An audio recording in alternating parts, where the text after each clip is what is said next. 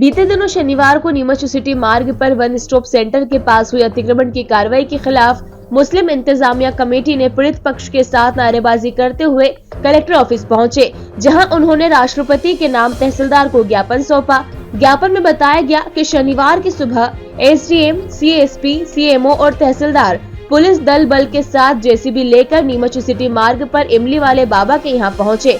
वहाँ दरगाह के सेवादार के मकानों को बिना किसी नोटिस के ध्वस्त कर दिया गया, जबकि वह जमीन वक्फ बोर्ड के गजेट नोटिफिकेशन में 506 नंबर पर एक मकान 150 फीट और दूसरा मकान 200 फीट कुल 350 वर्ग फीट दर्ज है, जो वक्फ की संपत्ति होकर वक्फ का स्वामित्व और कब्जा है और ये दरगाह पिछले 500 साल पुरानी है। मीडिया से रूबरू होकर मुस्लिम इंतजामिया कमेटी के जिलाध्यक्ष गुलाम रसूल पठान ने बताया कि हमारी कमेटी सभी वर्गों के लिए काम करती है। आज हम यहाँ एक मुस्लिम और 9 हिंदू परिवार को लेकर पहुँचे हैं, जिनके मकान तोड़े गए हैं। दरगाह पर सेवादार के परिवार वालों को पुलिस ने शुक्रवार की रात 3 बजे पकड़कर, जिसमें सभी महिला, पुरुष और बच्चों को पकड़कर थाने में बंद कर दिया गया, जबकि इनके घर शादी थी। 2 बहू लेकर ये लोग आए थे, इनके घर मेहमान भी थे। पुलिस ने इस माहौल को नहीं समझा और ऐसी कार्रवाई पुलिस सिर्फ अल्पसंख्यक के लोग और मुस्लिम समाज के लोगों पर करती है, जबकि ये जमीन वक्फ की है, जिसके हमने शासन प्रशासन को कागज दिखा रखे हैं। साथ ही उन्होंने ये भी बताया कि महिलाओं को रात में थाने लाना महिला एक्ट के उल्लंघन है। किसी भी महिला को रात 10 बजे के बाद कोई अधिकारी नहीं गिरफ्तार कर सकते हैं। पुलिस ने यहाँ जंगल राज कायम कर रखा है, जिससे गरीब लोग परेशान हैं। हमारी मांग है कि शासन प्रशासन अल्पसंख्यक और मुस्लिम समाज के साथ अच्छा व्यवहार रखे और अतिक्रमण बताकर जिनके मकान तोड़े गए उन्हें वापस निर्माण किया जाए।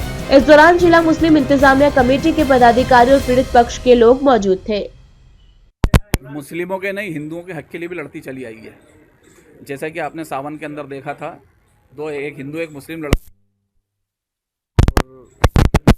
उनको 14 महीने तक बंद रखा था, उसकी भी हमने आवाज़ उठा के और वो लड़की जिंदा मिल गई थी। तो इसी प्रकार इस बार भी एक तो परिवार मुस्लिम है और 9 परिवार हिंदू हैं यहाँ पे, जिनके मकानों को तोड़ा गया है। और एक जो हमारी सबसे महत्वपूर्ण मांग वो ये है कि जो वक्फ बोर्ड के अंदर रजिस्टर्ड है मकान और दरगाह, उस दरगाह को अचानक आतंकवादियों की तरह पुलिस प्रशासन आता है और रात को 4 बजे इनको घर से उठा के ले जाना, जबकि रात को ये एक अपनी बहू को ब्याह के लाए, 2 बहुओं को ब्याह के लाए, इनके घर में मेहमान था। इस माहौल को प्रशासन ने नहीं देखा कि यार इनके घर के अंदर मेहमान होंगे, ये बहू ब्याह के लाए हैं, सोने चांदी के जेवर, बहुओं को सबको बुरी तरह उठा के ला के थाने में बंद कर दिया। ये आतंकवादी हैं, बम फोड़ने वाले लोग हैं। ऐसी कार्रवाई और कहीं करी है? सिर्फ ऐसी कार्रवाई अल्पसंख्यक और मुस्लिमों के ऊपर की जाती। क्यों की जा रही है ऐसी कार्रवाई? दूसरे दिन कर लेते, तीसरे दिन कर लेते, और जबकि वक्फिया ज़मीन है। आपको पेपर दिखाया गया, पेपर बताइए। हाँ पेपर ना, वक्फिया ज़मीन है वो, उस वक्फिया ज़मीन को कैसे आप तोड़ सकते हो? नगर पालिका खुद उसका टैक्स ले रही है, प्रशासन के अधीन वक्फ बोर्ड है, यहाँ पे वक्फ बोर्ड की कमेटी बनी हुई है, वक्फ बोर्ड की जिला वक्फ बोर्ड कमेटी बनी हुई है, उससे आपको कंसेंट लेना थी। कलेक्टर साहब एक जिम्मेदार अधिकारी हैं, उनकी अगुवाई के अंदर ये सारी कार्रवाई की गई। आपको स्टेडियम ही बनाना है तो स्टेडियम बनाने के लिए बहुत सारी जगह कहीं से भी रास्ता निकाला जा सकता था। उन 8-9 हिंदू परिवारों को बेचारे सारे गरीब है, कोई झाड़ू बनाते हैं, कोई क्या करता है, सारे गरीब है बेचारे, उन सबको तोड़ दिया गया, सारे अतिक्रमण। और वो तो अतिक्रमण था ही नहीं, है तो दरगाह का, इमली वाले बाबा के दरगाह का मकान अतिक्रमण नहीं था।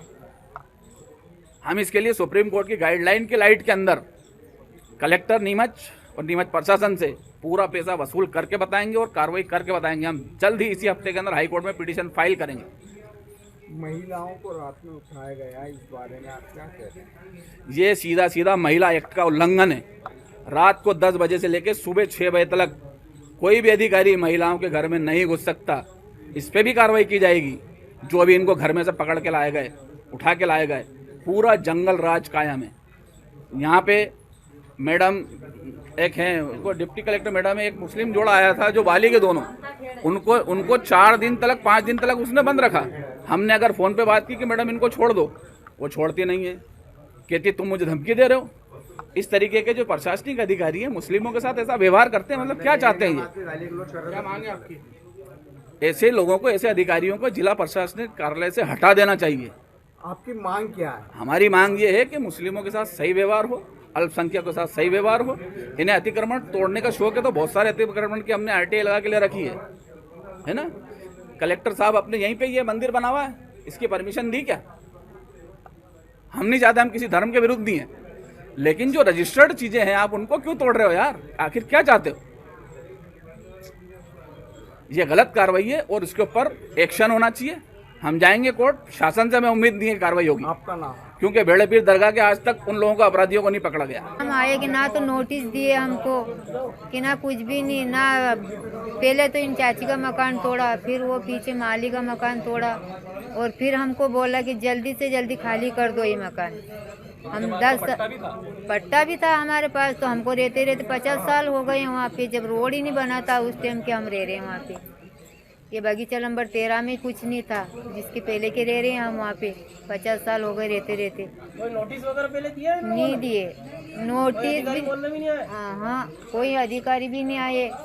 और अच्छागन से आके इन्हें बोले कि आप जल्दी से जल्दी तुम्हारे सामान बाहर निकालो और जल्दी बाहर निकलो, हमारे ये मकान टूटने वाला है। तोड़ रहे हैं, बुलडोजर खड़ी है पास में, पुलिस खड़ी है सब दूर। वो धमकी से हमने सारे सामान भी आधे दूधे निकाले, आधे दूधे नहीं निकाले हमने। क्या चाहते हो? हमारी जमीन हमको चाहिए बस, और कुछ नहीं।